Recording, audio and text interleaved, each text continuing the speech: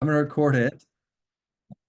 I'm gonna record this so that those who aren't able to make it today, I didn't want to record your sharing of your personal information or introductions. But I'll record this and subsequent sessions going forward. So if something pops up and you're unable to make it to a live, you'll be able to watch later. But I'd always encourage you to come to live sessions because I will give chances to for you to ask questions and to engage and talk a little bit more about content and material going forward. Um, but we're gonna do uh, we're gonna do some introduction as far as the class is concerned for today. So before I pull up the syllabus and everybody falls asleep, um, as I walk through that, let me talk to you about 174 and sort of the magic of 174 for a minute. This class has become one of my favorite classes to teach and one of my favorite classes to engage material because the goal of this class is to introduce you to counseling theory. Counseling theory that has developed and is actually still pretty new in terms of what we do as counselors and or therapists. And I'll talk about the differences between those concepts in a little later in class when we do some of that sort of consultative advising type of stuff later. But these are really core theories. And the interesting thing about core theories and what I'll walk you into is we see it everywhere. And I'm hoping that as a result of this class, you start to see theory in your life in a lot more places. I would actually submit to most of you, to all of you, that theory is, and human theory is the main thing that underlines like your interpretation and your experience of the world around you. And you see it everywhere. You see it in news, you see it in politics, you see it in social interactions, you see it in the advice that your friends give you. You see various aspects and forms of the theories that we're going to talk about and discuss, right? Um, for example, maybe I'll give you a small example, right? Like I was once seeing a client, or sometimes we always talk about affairs, right? So I do a lot of therapy work, and I see clients on the side, and I do a lot with couples. And in couples, it's interesting because the majority of what I deal with is affairs. And if you ask people why people have affairs, what you get is you get someone's theoretical version of why affairs exist, right? And for a long time, we were stuck on, and we believed that affairs were really just about sex, like that, we point at it and say, oh, the statistics say men have more affairs than women. And so it's really about sex and sex, sex, sex, sex, sex, sex, right?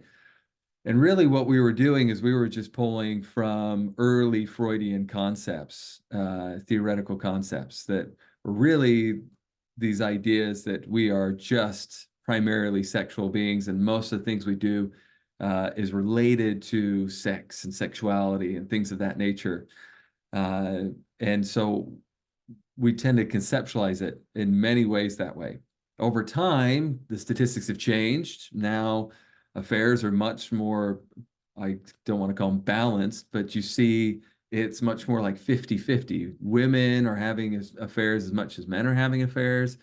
And so we have additional theoretical conceptualizations of why these things occur, why people are the way they are, how people interact the way they do, is explained a lot in the theories that we're going to cover. So one of my favorite things to do as part of this class is for you to understand and better understand why we view and see things the way we do. Um, my wife thinks I ruin a lot of movies, which is probably totally true because I just theoretically try and understand what they're trying to explain within a movie, right? And I'm like, oh, that's that theory. Oh, that's that theory. Oh, well, according to this theory, blah, blah, blah, blah, blah, yada, yada, yada. I've even in the past, in even my couples classes when addressing theory, I pull up The Bachelor and The Bachelorette and these types of shows because theory is everywhere in our lives. Politically exists within our lives, socially, it's everywhere, right? You get out of a rough relationship and you go to a good friend or a family member. Well, guess what? They're probably giving you something that is based in one of these theories that we will cover throughout our short week, 3 weeks together, right? Either something related to, oh, they've got problems with their own parents, right? It's their hatred for their own parent, right? Which comes from Freud or a little bit of Adler. We don't study Jung, but Carl Jung delved into a little bit of that, right? Or we may talk about repressed feelings, anger. We may talk about defense mechanisms. Everybody heard of defense mechanisms before? Right? Like, oh, that's just a defense mechanism, right? So this is early theoretical assumptions, and so this is the cool part. This is the fun part for me about this class in general, is it's really a chance for us to better understand human nature and human interaction. Now, this will be different than a psychopathology class, which is psychopathology class is really about diagnosing and saying, here is what is wrong with people, right? When we study theory, theory is not the goal of understanding what's wrong with people or compartmentalizing and putting people into a box. But theory is a better way for us to be, I would say, even more compassionate or understanding towards those around us. And I find that the more that I study theory and the more that I really try and understand human behavior, human phenomenology, why people act, why people choose and do the things that they do or view the world in which they do, it creates more compassion and patience and understanding. And so as we go through each theory, if at some point you find yourself really pathologizing, right? Like diagnosing or like going, this is what's wrong with so and so, or that's not the point of theory. That's not the purpose here. I was on a run with a good friend a couple Saturdays ago, and I guess last Saturday. Time goes by so weird during breaks, but I was on a run and I'm just running with a friend, and he goes, "Hey, tell me about this. Tell me what you think about this." And he starts to talk about an experience he had with his now wife when he was dating her and how she had kissed like another guy, but they weren't really dating. It was like the friends, we were on a break sort of concept for my friends references out there. And so he's like, tell me why today, still to today, it still hurts quite a bit, right? And I was like, oh, okay, well, I can't tell you definitively, but here are three theoretical concepts as to why, or theoretical explanations as to why something that happened, 20 years ago in your life may still hurt to this day when your wife may talk about it, or you may talk about it when you tell your kids stories about dating experiences and how you met and that sort of thing. Like, here's why it may still hurt a bit. And so I walked him through and said, here are the three sort of theoretical concepts. And he goes, oh, okay. Well, the first two I don't like. The third one I really like. And I go, okay, well, that's good. And it provides me with a deeper understanding, an alternate explanation of why he does what he does or why it hurts in the way that it does. And so as you study this stuff, just I hope that it provides you with more understanding, more patience as you interact with others, more compassion as you get someone that flips you off at a light with which for a reason you don't know why, right? And you're like, what's that all about, right? Or I don't know why they're acting this way. Or you see someone angry in a grocery store, or lots of other human phenomenological occurrences that we may not normally understand. I think theory is a great gateway to understand that. And I hope it provides compassion for you as you do that. So that's what I look forward to providing with you or walking you through this 3 weeks as we engage in class together. So here is the syllabus. I'm going to share with you the syllabus. This kind of takes up your whole screen, doesn't it? The syllabus. Good. So let's walk through this just so you have some information that's going to be really helpful for you Need to update my syllabus on a few degrees. Anyway, I am a marriage family therapist. I'm no longer an assistant professor. I'm an associate professor, and I'm no longer an associate marriage family therapist. I'm a licensed marriage family therapist. I don't know why this would be that way for last winter, last year, but why that hasn't been updated. But this Zoom link is the link that we will use, and hopefully it was the link used today. You also have access to the Zoom link on Canvas, and you can go on Canvas and find that same Zoom link. As I just described, we're going to go through lots of different theories, theories that cover really basic and foundational counseling models. This being a 3-week course, mentioned you're going to get that light version, which is brief introductions to these concepts to sort of introduce them to you. There's always way more depth to it. And so we have to be really careful to not dismiss something just because we only see it on the surface level. Once you get into more depth within these theories and each one of these approaches, then you start to find more value and meaning. Freud is a great one. On the surface, Freud was hyper obsessed with sex, right? Which I imagine he would even suggest as a projection of his own doing, right? But we may look at that and go, hey, on the surface, Freud thought everything related back to sex, right?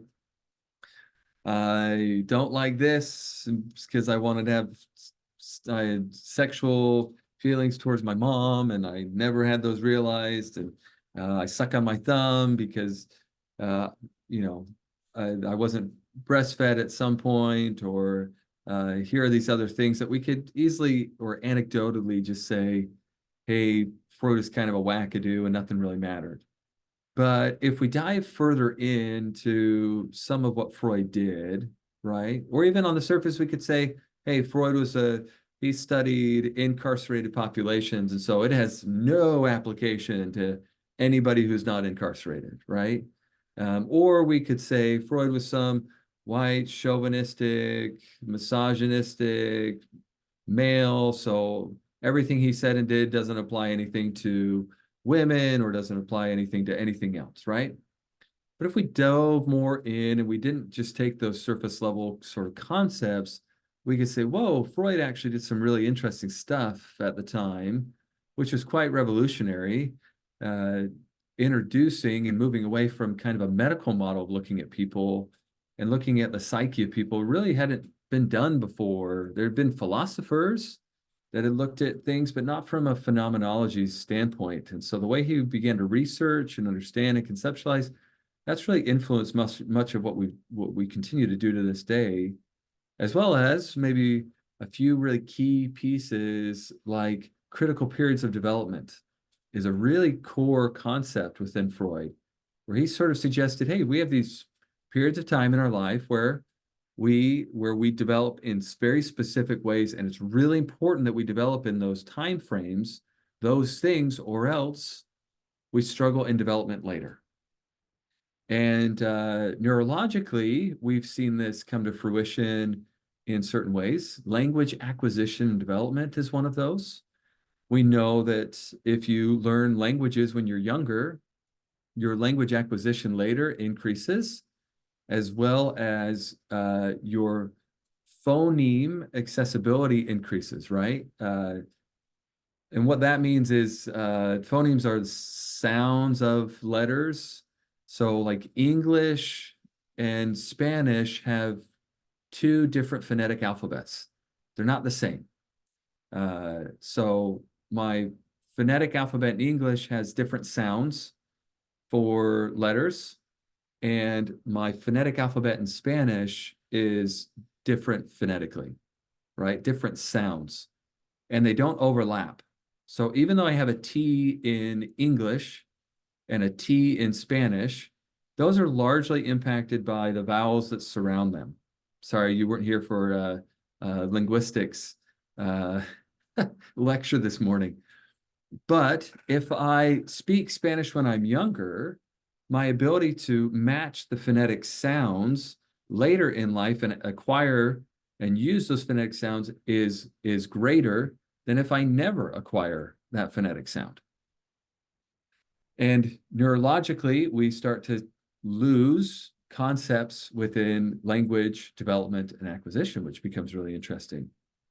Now, from a psychology or emotional standpoint, we get later theories, and one of the most prominent theories today is probably attachment theory. Anybody heard of attachment theory before? Okay. The roots of attachment theory actually come from Freud's critical periods of development.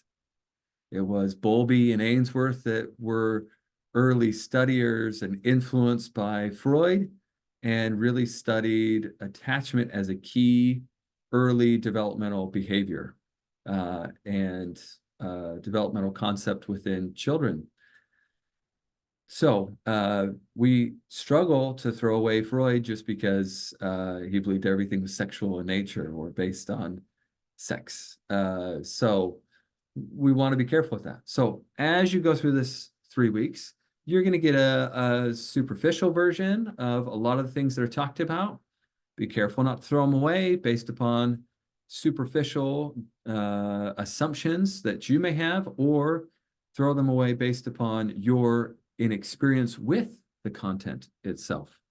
I would probably tell you, as much as I've studied theory over the past, I don't know, 15 plus years, my appreciation for any given theory has just increased. That there's value and meaning to every theory that sort of exists. And that's why people gravitate to it or hold on to it, or why it's helpful in explaining things. So we're going to go through a ton of theory. Each day essentially is going to have you walk through a different theory and expose you to a different theory. For instructional purposes during these 3 weeks, I try and make it as helpful as possible for all of you, because I know you have lots of different schedules and some are bouncing around doing different things, or some may be on the slopes, or some may be prepping for classes, or some may just be enjoying a little bit of a break. So you can really go at your pace. Whatever pace you need to go through, you can go through. You don't have to follow the syllabus as it is directed. The syllabus is more of a suggestion of a time frame that will get you completed by the time of the last day of class.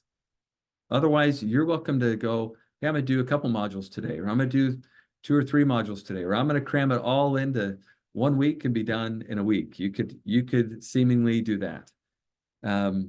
So most of what we do is there's going to be a few live lectures sprinkled in, which will give me a chance to help instruct you on a few things and then give you some Q&A time.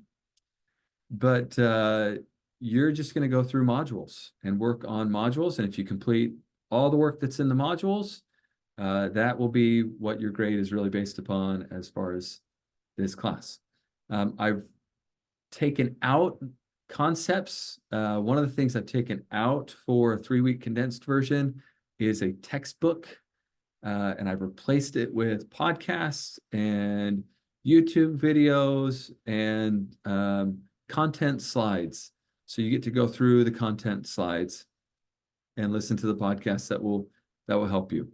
I didn't find reason for you to cram through a book or purchase a $150 book in a 3-week course time. I've also removed some integrative things that we typically do with the class, which is that we require you to go to therapy and to experience counseling by yourself for yourself and see what it's like. We also do an integrative role play where you apply theory and make up a case or a conceptualization, like a vignette, and then you practice and apply that theory, and you do a demonstration of what a therapist might look like or a counselor might look like doing that theory. So instead, you have just modules that you need to go through and some reflective assignments within those modules and some interactions with one another in those modules. So here are student learning outcomes.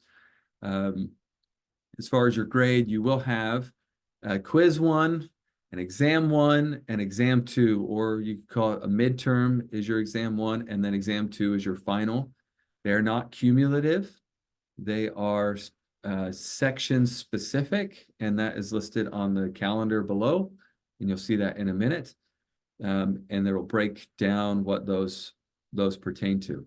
Quiz 1 is just to kind of orient you. It's like 10, 11 questions. So it's to orient you to the type of questions that will be asked. Let me just say this. They are all closed book, closed note. You can't use the internet. You need to just take it on your own, on your honor sort of thing. I don't do any sort of respondus lockdown that's going to evaluate you for cheating. If you need to cheat on these things, then you have some other challenges that are going to be personal things that maybe you should address, right? I'm not okay with cheating, but I also am not your babysitter and don't feel like that's my responsibility to hold you to that. Most of you said you're taking this class as a prerequisite for graduate studies. If you don't spend time learning the material and engaging in this, then you're going to find that graduate studies are going to be very difficult for you. Anyway, don't cheat. There's just no point to it. I will tell you this: if you do all the module work and you get I put so many points packed in that if you bomb exam 1, right? If you walk away from exam 1 with like 50% as a grade, you can possibly still get an A in this class because of all the extra points that are sprinkled in through each of the modules, because there's just so many points. So that's why I also say there's no need to cheat, right? I make it very easy. I guess I shouldn't say that word. I make it very easy for points to be accumulated throughout the course and for you to be successful, because a grade does not mean a lot to me. Your learning and your experience of learning is what really matters to me as an educator. And I'd rather you spend time learning the material and learning the information. And I find when you approach academia in that light, then the grades fall and they come. I chased grades for most of my undergraduate years in the beginning, and I did not do well. And then I learned to love learning, and I learned to find something I love to learn. I hated all my prerequisites. I hated all like the stuff that was a precursor to really what I wanted to learn. And I bounced around for a bit as an undergraduate. And then I sat in a class with Dr. Erin Holmes, and it was a theories class, and we covered family systems, we covered chaos theory, we covered feminist theory, we covered a number of different theories. And I went, oh, this is where I want to be. This is what I want to learn, and this is what I want to understand. And so once you find that, I realize, and I'm a firm believer that the grades will then show for themselves. And I rarely, if ever, got a B after that, because I just wanted to study, and I love studying, and I love learning about the content and material.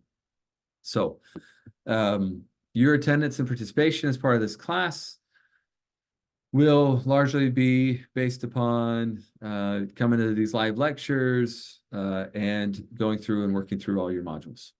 Okay. Anything above a 90 is an A, 90 to 100% is an A, and so forth and so on.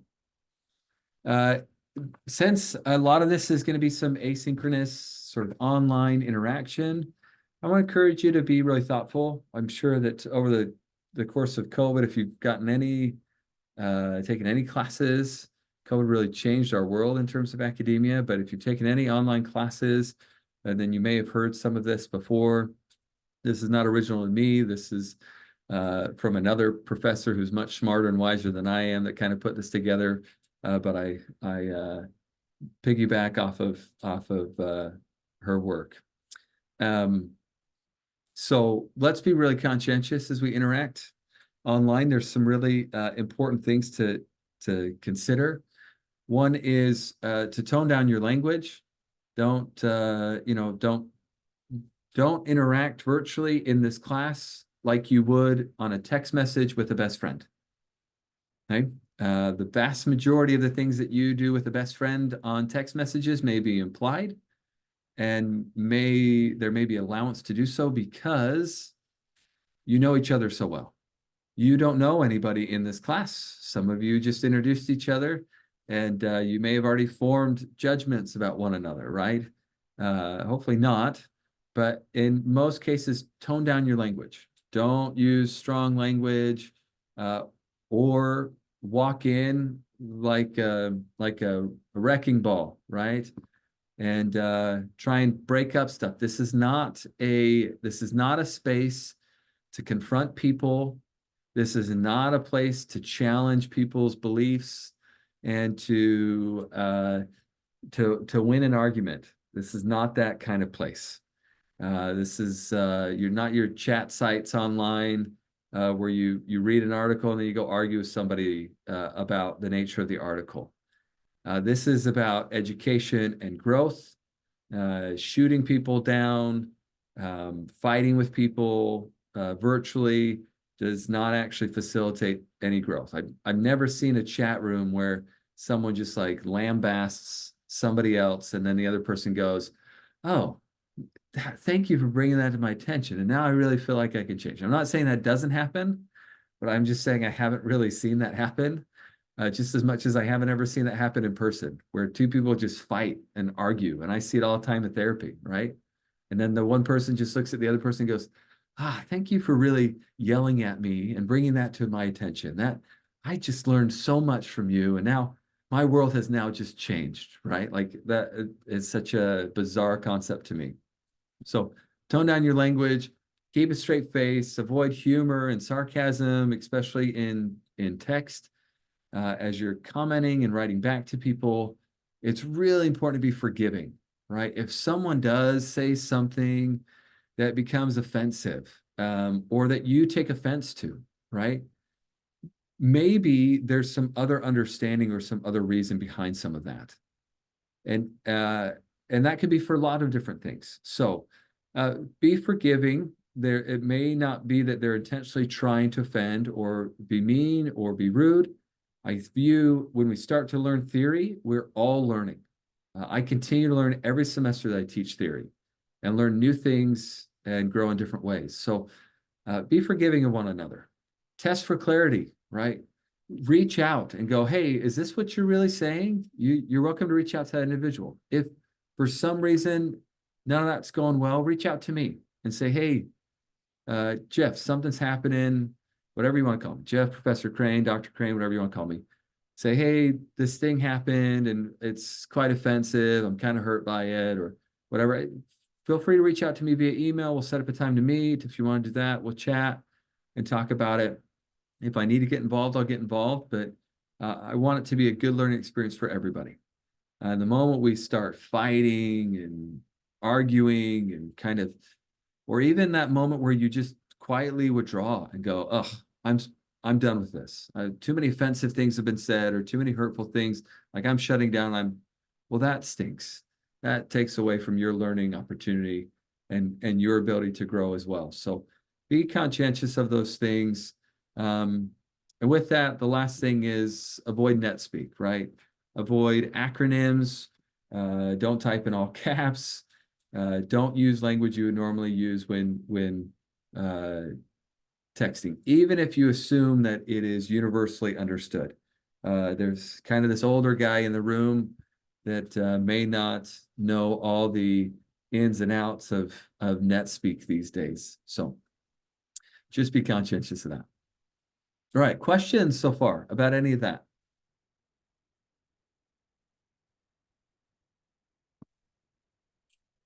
Have a sip of water here.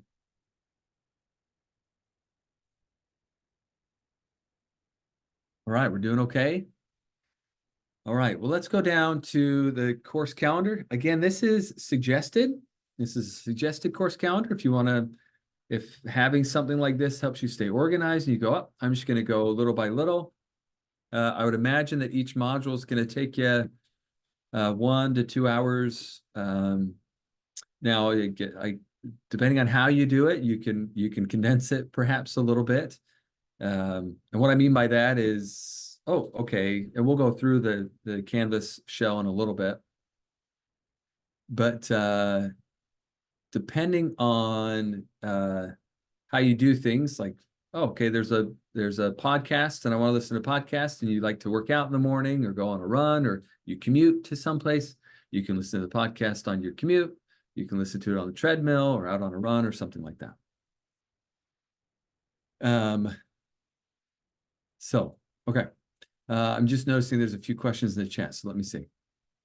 Let's see. Does class start 11 every day or just today? Okay, we'll go through that in just a second here as we're looking at the course calendar. And it looks like you have some classmates responding to that. So take a look at the course calendar here. We have some variation in what we're doing a little bit, but by and large, it kind of just goes module 1, 2, 3, 4. So on your left-hand side is the module 0 down to 11 is what they're labeled as. And then there's the specifics. And so 0-1 is really introduction, syllabus, Google Classroom, which you will see associated with the Canvas shell in just a moment. And there will be some instructions there. Then we have ethics, laws and ethics, psychoanalytic, Adlerian, January 1st, technically a university holiday. So, or I guess it's all university holidays. So I didn't list anything on January 1st. I don't know where people are going to be at. But you'll want to take quiz 1 once you finish these first 3, because they go modules 0 through 2. Okay. Then January 2nd, existential, person-centered, gestalt, behavioral, cognitive. Then here comes exam 1, which is 3 through 6. Okay. Which is what you're going to get. Adlerian, existential, person-centered, and gestalt. Then we come down and go to feminist, postmodern, and family systems, and you have your final exam, which is module 7 through 11. Everything, all work and material needs to be turned in Friday, January 12th by midnight. There is no late period. There's no, can I turn it in after January 12th? And I want to make sure that this is really, really clear. I could, within these 3 weeks, say, hey, module 0 is due by, I put it on here as December 26th, so it is due by December 27th. And then module 1 is due by December 28th. And you have all day of 27th to turn it in and 28th. So I could do individual due dates on these. And I elect not to do that because I want you to have the space to work through it in kind of at your own pace and your own speed. But that does mean that the hard, fast date deadline is the 12th. I get online the 13th in the morning, and I then go and enter grades. I compile grades and I enter grades first thing on the 13th. It tells me who submitted anything behind the 12th or after the 12th, and so I know, and you'll be docked points for that. So the 12th by midnight is the absolute last date to submit stuff in. There is no other late turn in. I hope that is nice and clear in terms of all that. Inevitably, I know I will get an email on the 11th or the 12th that says, hey, I'm not done. Can I turn stuff in late? My answer in an email will be no. You cannot turn anything in past the date on the 12th of January at midnight. Okay? Everything needs to be in by that date and time. Because I will get on first thing in the morning and I will grade everything. If not, stay up at midnight and start finishing and grading and then submitting grades at that point. Because I have to, my turnaround time is very, very short on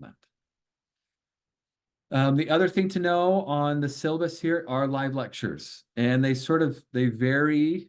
I'm trying to get in a number of them kind of at different times because I realize people are going to have different work schedules. Like this, usually people aren't working this time frame, so it's a little bit different. But come January 2nd, people may be back at work. So I'm going to do these live lectures.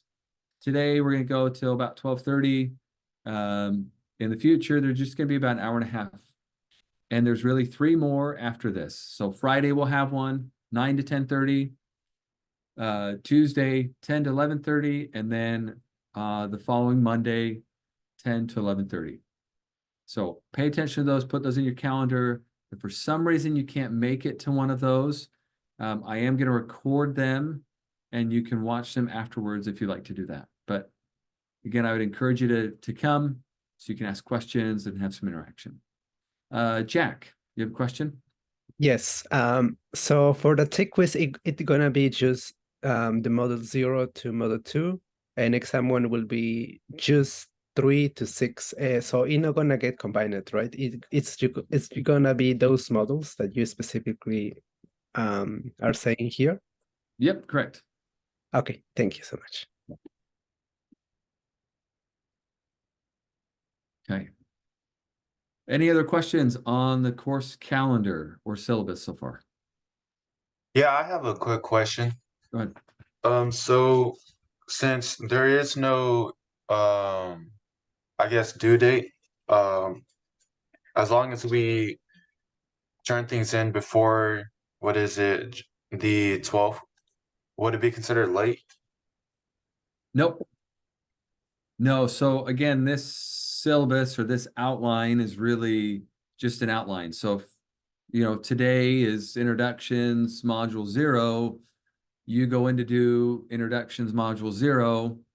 If you're doing that on Friday of this week, you can turn in on Friday. You can turn all that stuff in on Friday. That's fine.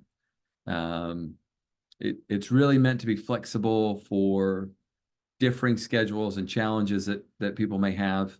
And so they can kind of work around it and do it in a short 3-week period of time. Esperanza. The only thing that has a due date is the quiz and the exams, correct? Like those No. are due. Oh, okay. Oh, okay. Quizzes and exams are even suggested, but I usually put them there. I put them on the syllabus the way they are so that you go, oh, okay, here's my kind of time frame if I want to schedule this out. If I found in the past that if I just say, hey, here's all the assignments and they're due by midnight of this date, usually people really struggle with that, figuring out how to divide up their time and what to do. And so I provide this sort of template to say, hey, if you're a very organized person and you want some structure, then this is the way in which I would probably suggest that you go about and do one module per day during the duration of these 3 weeks. And you can get it all done, and it can take you an hour to 2 hours a day as part of class, and you can be done. And that will work for you. Victoria. So like how you were saying, is the quiz like available now? Like we don't have to wait for you to like allow access? Yes, the quiz and everything is available right now. Everything should be available. The way it's developed on Canvas, and I'll share that with you. I'll go into Canvas now so everybody can see what we're doing on Canvas. And yours will look a little different than mine. But the way that Canvas is outlined is it is a smart logic. So it sort of requires you to go through modules on your own, right? So first day is the syllabus and everything that we're doing here. So this is module 0. We are module 0 here, okay? Here's ethics in counseling. So this is module 1. And you'll go through each one of these concepts. And then there's a little interactive activity. This is not quiz 1. I get a lot of confusion about this. This law and ethics quiz is not quiz 1. It is more of a learning quiz. It is, go take it, go read it, don't slough it off. But if you miss a point, it doesn't count against you. Okay. It may tell you only got 3 out of 5 correct. It's a learning quiz. It's for you to learn and understand the law and ethics, and the quizzes are, I try and write it in a way that it's sometimes fun, and there's sometimes some humor in some of the potential responses there. But if you have 4 out of 5, I go back at the end and I change it 5 out of 5 because you completed it. Okay. But in order to go to like psychoanalytic, you need to do first day and you need to go through ethics and counseling, you need to do this module first, right? So there is some smart logic that says you got to do these things first, but you can go into quizzes at any time. So I just don't know if you really want to go into quizzes and exams, but here's quizzes and exams that you can go into, that you can take. So what you'll find with each one of these modules is roughly the same sort of content, not the exact same content. That would not be great. But what you're going to find is you're going to find that there's lecture slides, and then there is a specific link for a podcast that you are to go to listen to. And then you have a psychoanalytic discussion or some sort of activity with each module. So each one's going to ask you to do something slightly different. In some cases, there's going to be some of the activities that say, hey, go make 2 comments on another person's post, right? And be reflective about someone else's post. In some cases, I'm going to ask you to self-reflect and to then not share, I don't make it public. And so you don't go share with somebody else or comment on somebody else's. But each one is going to have sort of PowerPoint. It's going to have lectures and transcripts, which this is going to be a link to a podcast that you can go find, which podcast is also listed on the syllabus. And then there's transcripts available for those as well.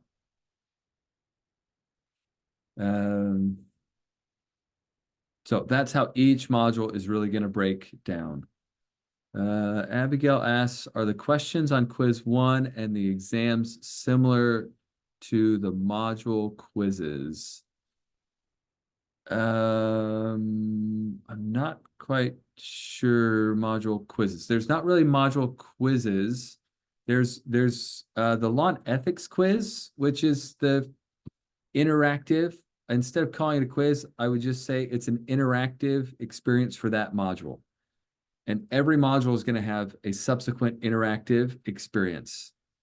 Quiz 1 and the exams are going to be different than that. And so quiz 1 and the exams are not going to have the same sort of line of questioning or things related. I don't know if I'm answering your question, Abigail, very well, or if that's even what it's referring to, but you can correct me if I'm getting that wrong.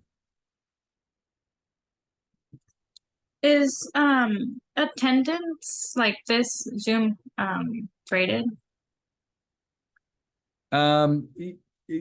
Yeah, sure, Paloma. No, not really. So again, the goal is all of you are taking this as a prerequisite. I want you to learn. I want you to have the right experience as part of this, but I realize this is a 3-week course and it's kind of challenging. So I will be recording all of these and you can come and attend. I am not taking attendance today with those who are here and won't take attendance going forward, but this is going to be your opportunity to ask questions and to come and discuss the theory a little bit more, things that are meaningful or interesting to you. Okay.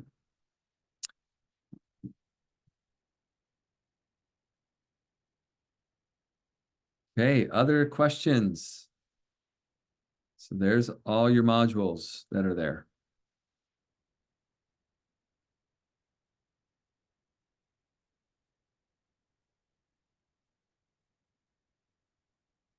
Stop that share.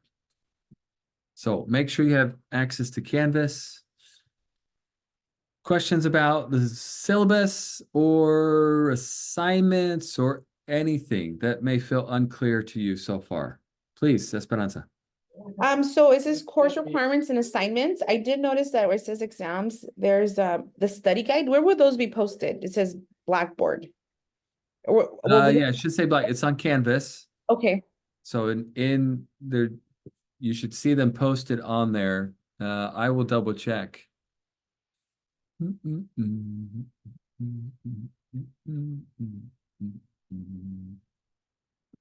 I have a quick question. I think in the syllabus somewhere it mentioned Google Classroom. Will we be using Google Classroom as well as Canvas or just Canvas? No, I apologize. That should be taken out. We won't use Google Classroom or Blackboard. I don't know why I have those in there. I'm a terrible proofreader apparently. So those will not be a part of that. This is all Canvas.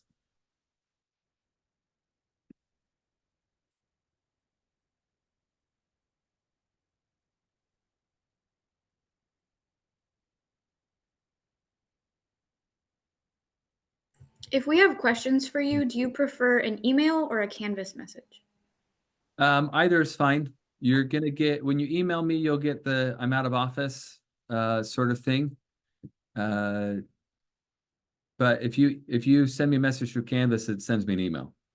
So which I often check regularly. That message is really for anybody who's not in this class.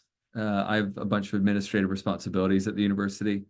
So I'm telling them that I'm not responding to them, is what I'm telling them. But I will respond to all of you. Let's see. I doubt that you all can see.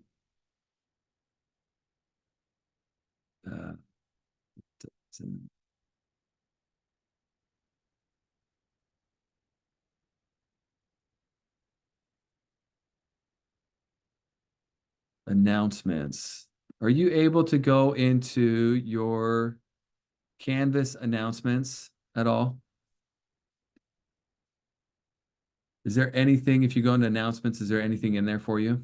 Yes, it is. It is the exam study guide. But oh yeah, it is the yeah, we can see the study guides now.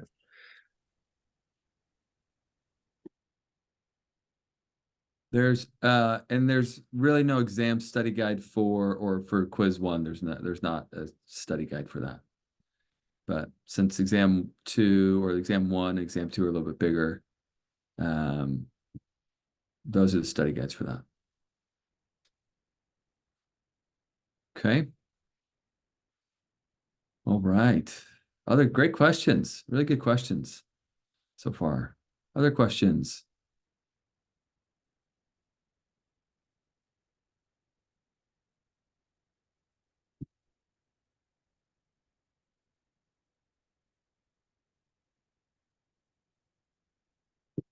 Okay. So Abigail, thank you for the clarification. Yes, I would suggest you use exam study guides to best prepare for those exams. Key terminology. One of the things when you talk about theory, you really want to say, what are the basic assumptions of theory? Like, how is this theory different than some other theory? And then the key concepts or core concepts of that theory then become meaningful. So language that they may use in that theory as opposed to others, right? So if I were to say something like power, right? If I were to say, hey, there's a power differential in this relationship, right? Versus saying something like there's a hierarchy, right? Hierarchy typically is associated with a different theory, and power is associated with another theory, right? Not the same sort of concepts. So, and this is where it'll get fun, because you'll get to learn some language and terminology, and you'll go, wait a second, I hear people using that language all the time. Is that really from this theory? Does this really come from this theoretical orientation? And be like, yeah, it actually does. So the way you talk and the words you use is really influenced by theory. And it's super interesting. As a small aside, I know I tell lots of stories. The small aside, it's really fascinating how people study you. You are nowadays viewed as much more of a consumer than anything else. When I was at Texas Tech working on my dissertation, I was doing a neurological study for my dissertation, and and so we were in these large groups where we'd have people from different departments across the university that we would be sort of brainstorming and talking about how to do these fMRI studies, functional magnetic resonance imaging studies. And what we needed to sort of target in the brain, look at. And one of the more fascinating ones was a group from the advertising department at the university. Not that they were advertising for the university, but it was groups that were studying advertising. And what they wanted to study neurologically was how the brain responds to handbags. Like what is going to elicit the most pleasurable response neurologically to a handbag. And so they had various forms of stimuli of if a celebrity is holding a handbag, if it's a handbag with like a scenic background, if it's a handbag with an everyday person, if it's a handbag in this, if it's a handbag, and they had all these different stimuli that they were trying to measure what then becomes most pleasurable, because as a consumer who may buy handbags, the goal is for it to just be so pleasurable, like be a really neurologically pleasuring experience for you. Not like, hey, I get aroused when I see that bag sort of thing, but more like my brain just tells me, oh, this is really nice. Like, I really like this thing, right? And in a world in which we struggle so much mental health wise, we have lots of downtime and down things. And so we often gravitate to things that we don't even know why they are pleasing to us neurologically, but we just do, right? And so we engage in those things. And so it was like troubling / like really fascinating to see, whoa, hey, even marketing and advertising is really geared towards developmental psyche, right? Of what becomes meaningful for us. So kind of fun stuff. Well, let me switch gears a little bit. I want to do a little bit of advising here in our last 20 minutes, if I can for a minute. There's some really interesting things. So when we talk about counseling, for example, our department at Fresno State is a counseling department and is made up of 4 different programs within a counseling department. Kind of 5 programs now, but I'll only speak to one of them as kind of a combined program because it's historically been that way. But within our department, we have student affairs and college counseling, school counseling, we have marriage, family, child counseling, and we have like clinical rehab and mental health, which now those are separated out. So it's clinical rehabilitation and then mental health counseling. So there's really 5 programs within our department now.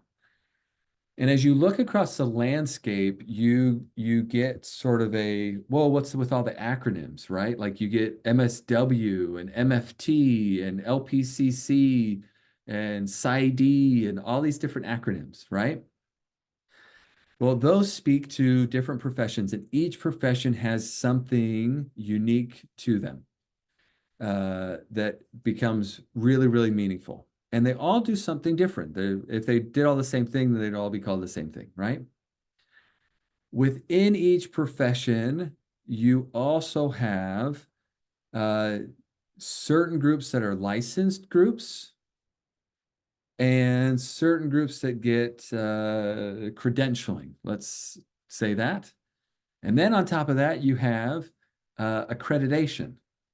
So accreditation is related to the university. So let's break all this down into maybe some more understandable pieces. As a program or a department, a university as a whole, we are accredited. The university is accredited. All of its education is accredited generally, right? So is the University of Phoenix, okay? So is Harvard, so is Kansas University or USC or UCLA. As a large body as a whole, they are accredited.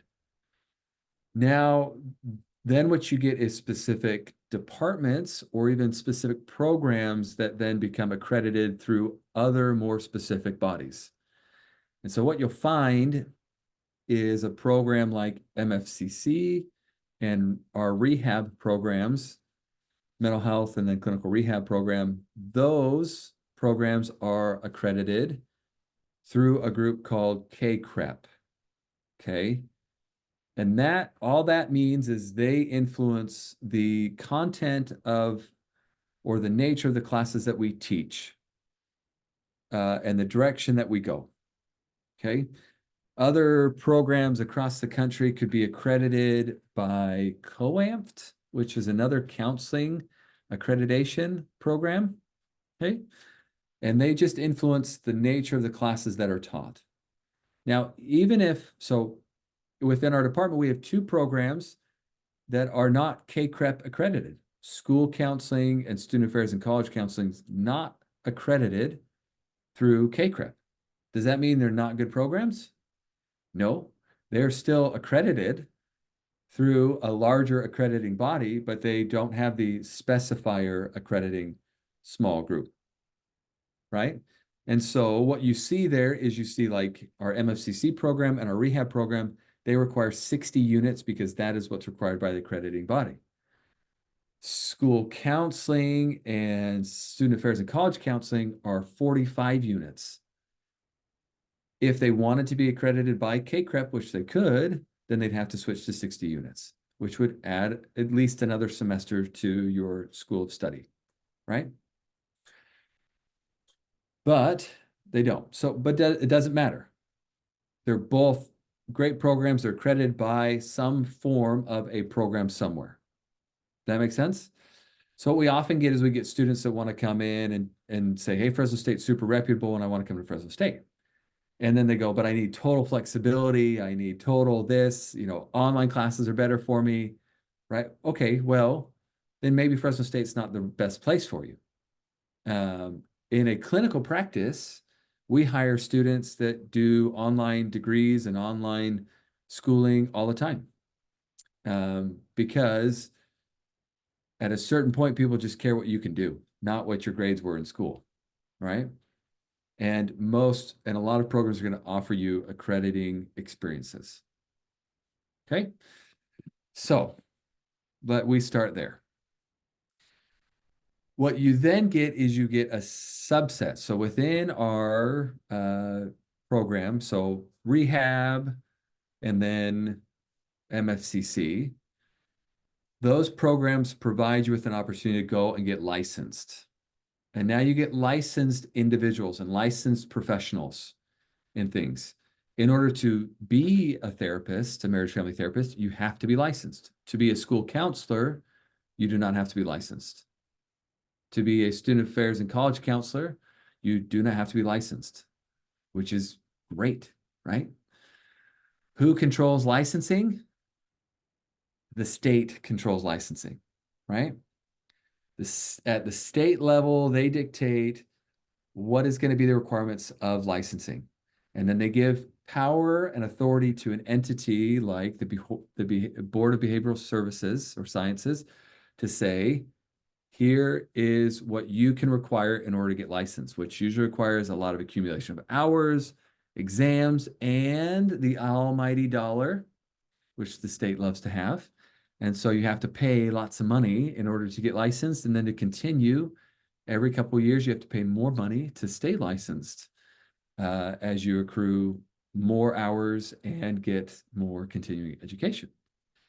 So what you'll see is like MFCC, our program is called MFCC because the accrediting body tells us we need to name it that. We cannot use the word therapy, but our license is marriage and family therapist. So if you ever see LMFT behind someone's name, that means licensed marriage and family therapist, right? You also have a precursor to that, which is AMFT, which is an associate marriage and family therapist. And that's someone who's preparing and accumulating hours and needs to take their exam. You also see MSW, which is a master's in social work, okay? But then you see LCSW. So MSW is related to the degree. LCSW is related to the license, right? ACSW, associate social work, right? That would be associated with the license. So they're 2 different things. You understand this? Is this making any sense? Okay. As a result, they do different things. And so I want to talk about what they do that's so different as you're thinking about graduate programs, where you want to go and what you want to do, because oftentimes we get students who come into programs and go, this isn't really where I want to be. This isn't, ooh, I wish somebody would have told me along the way that this was going to be different. So let's break it down into sort of licensed or counseling professions a little bit, okay? So let's say we have a kiddo that's struggling in school. Just as a general, here's a kid struggling in school. We've got someone in psychology. If you want to go get a graduate degree in psychology, a psychologist can come in and a psychologist can look at that kid, diagnose the kid as an individual, and they would probably conclude that they have an individual pathology. What that means is they would say, oh, the kid has some form of ADHD, or maybe they're some type of defiant personality disorder, right? Oppositional defiant disorder, right? Or maybe they've got some other, they're going to use their DSM and they're going to give an individual diagnosis for that person. What a psychologist then will do is they will then use primarily cognitive or behavioral approaches, okay? So DBT, CBT, I feel like I'm singing Jingle Bells when I start to rattle all that stuff off, right? DBT, CBT, jingle all the way. Anyway, so that's what I feel like I'm doing. But they will use then those behavioral and cognitive behavioral approaches as a way to curtail or change behavior and alter things within the scope of ADHD or OPD or something like that, right? What they may also do is a psychologist could also refer a child to a psychiatrist. Now, a psychiatrist goes to medical school, 4 years of medical school, and then specifies into psychiatry or psychological medicine as a result. And then psychiatrists give out medication.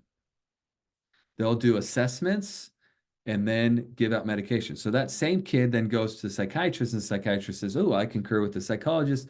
They have ADHD. Now here's some meds, right? We'll start here at this level, come back. And so our first meeting is an hour long. Our subsequent meetings are like 15-minute sessions. And they don't do a lot of like, I'm diving into your history and your family and getting to know and all this stuff. Like it's not a deep dive into that, right? Psychology, not as much of that as well, okay? But it's very individual based. We good? Then we move over to someone like a school counselor comes into play. Well, a school counselor is going to get some experience in kind of counseling in general, but really isn't going to be a person that is authorized to diagnose an individual, isn't going to be someone that does ongoing counseling with an individual within a school setting. They may sit on IEP consultations, but their main focus is to help in terms of academic progression for students. And so they often sit in administrative meetings, interact with administrators, build schedules out, help create a situation and scenario where students can be academically very successful. And so they may sit in on those meetings and go, oh, this kid is struggling in school. What can we change, or how do we need to do things, or what teacher might we consider putting them with or moving around their schedule so that they can be really successful as part of class, okay? The student affairs and college counseling is that concept on a bigger scale, on like not a bigger scale, on a higher scale, like in college and advanced degrees is where you're going to see student affairs and college counseling. They work in community colleges, they work in university settings, whereas school counselors work in school counseling settings or school settings, like elementary, K through 12 type of setting. With that, because you're working with minors, the state requires you to get a PPS credential. And so often in a school counseling program, you're going to see that there is a PPS credential responsibility, which means you have to accrue, depending on the program, somewhere between 600 and 750 hours of experience in order to finish that credential, and requires additional classes as part of credentialing. Okay? Most school counseling programs will have that built in as part of your academic experience. So they'll tell you, hey, you're doing 5 semesters, 6 semesters, because at the tail end, you've got to do these 2 placement internships where you're accruing 300 hours each semester. And then bada bing, bada boom, you're done. And we sign a certificate that gives you a PPS credential, take a little exam, whatever, and then you're off with your credential. That's not a license, that's a credential. Which is great because you usually don't have to re-up your credential. You don't usually get your license, you have to re-up. So moving along. Now we get into social work. So we get social workers that come along, and social workers that are in school settings. Social workers may approach that same kiddo and say, hey, that kiddo's struggling at school. Okay, what are all the other variables around them? We're not going to pathologize the individual, but we're going to look at all the context around them. And they work from an ecological theoretical framework, right? Which is bigger systems, micro, macro systems of interactions. So what's going on with the kid at home? Do they have basic necessities met? Do they have food? Are they getting food at home? Is it safe at home? Are they getting kicked around, hit around? Is there some abuse that we need to report and get taken care of? Is there shelter at home? Are they getting picked on at school or having issues there, right? So are all these needs being met? And so social workers may step in and go, hey, let's get resources for the parent or parents of the kiddo. Let's get some resources for grandparents who may be raising the kid. Let's get some awareness, some education. Let's just get some resources, right? Social workers work a lot in terms of resources when you're in a school setting like that. Theoretically, they come from a base which is more of holistic ecology. It's all these inner working parts that influence how we think and how we feel, right? So the things that influence you and impact you aren't just you and your direct family members, but laws that are passed, technology, social media, interactions and engagements, algorithms, things that happen within your community, bigger chronological things that happen within a society. 9/11 affected a whole group of people and age group of people in a different way than maybe it impacted younger individuals. And younger individuals don't think of 9/11 in the same way that, people my age may think of 9/11, right? Just as much as I don't think about D-Day and World War II and the Depression, as much as those time frames for people that were impacted by that, by those chronological or sort of looking for cohort type of effects.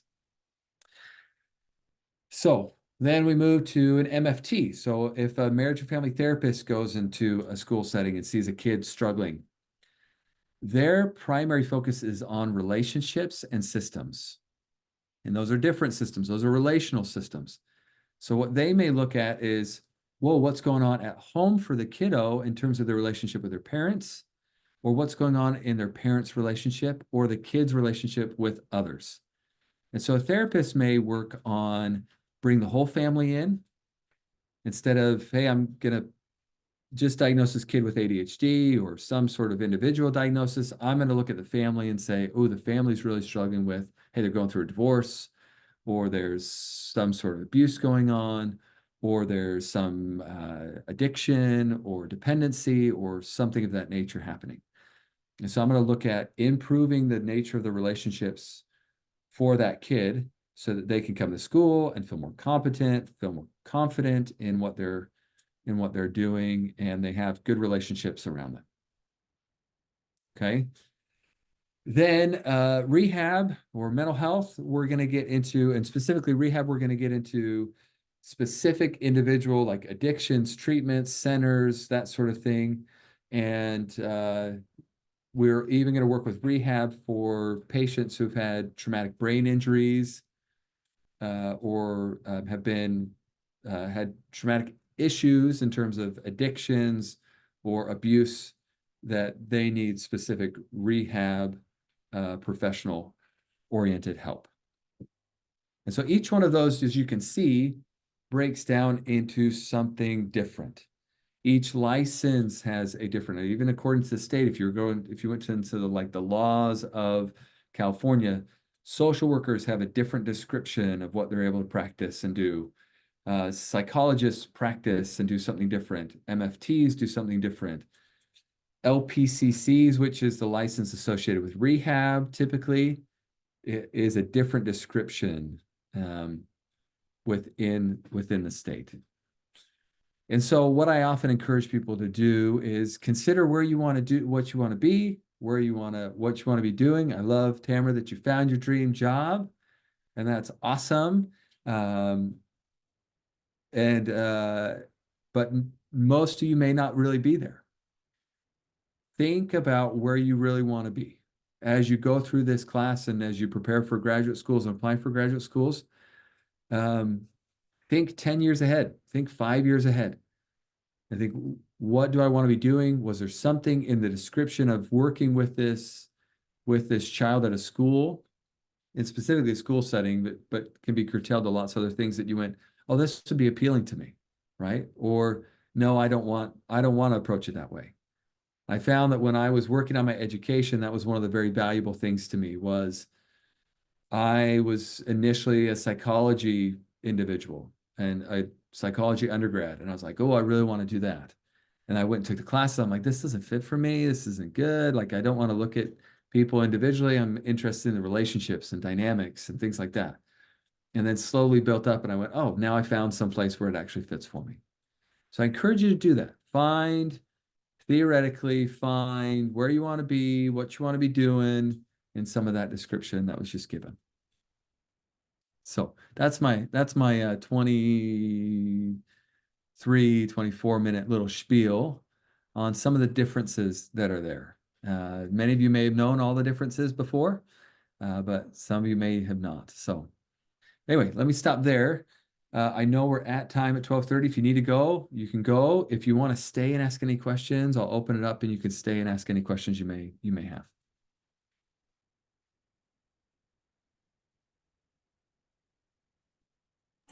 I have a question, and it could just be a me problem, but I know that there are probably some other continuing global education students in here.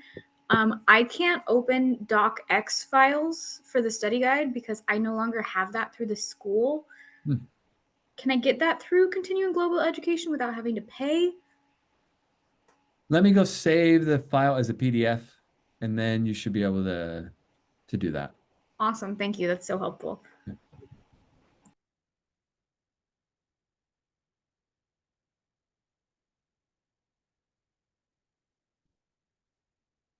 Any other questions or comments?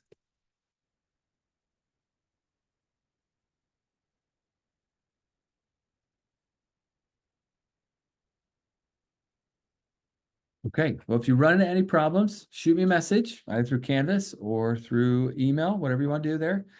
And I will see, hopefully, a lot of you or most of you on Friday for our next live lecture. Have a great day. Take care, everybody. Thank you, you too. Bye-bye.